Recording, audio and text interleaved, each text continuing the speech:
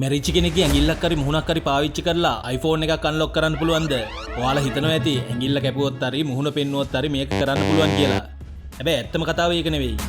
ඉස්සෙල්ලම අපි බලමු ෆින්ගර්ප්‍රින්ට් එක ගැන. අපි ජීවත් වෙලා ඉඳිද්දී අපේ ඇඟේ ස්වභාවිකවම ඊටමත් කුඩා විදුලි ධාරාවක් තියෙනවා. iPhone එකේ තියෙන ප්‍රබල ෆින්ගර්ප්‍රින්ට් සෙන්සර් එක වැඩ කරන්නේ මේ ජීව විදුලිය හඳුනා ගන්න නැතිව ඇඟිල්ලේ රේඛා හඳුනා ගන්න නෙවෙයි. කෙනෙක් මැරුණු ගමන් මේ විදුලිය නැති වෙලා යනවා. ඉතින් ඇඟිල්ල කැපුවත් ඩෙඩ් බොඩි එකක ඇඟිල්ල තිබ්බත් iPhone එක අන්ලොක් වෙන්නේ නැහැ.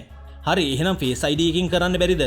මොකද iPhone එකේ Face ID තාක්ෂණය හරිම දියුණුයි. ඒක ඔයාගේ මුහුණේ හැඩේ විතරක් නෙවෙයි පරීක්ෂා කරන්නේ. ඔයාගේ ඇස්වල චලන, මුහුණේ තියෙන උණුසුම සහ ජීවී ලක්ෂණත් පරීක්ෂා කරනවා.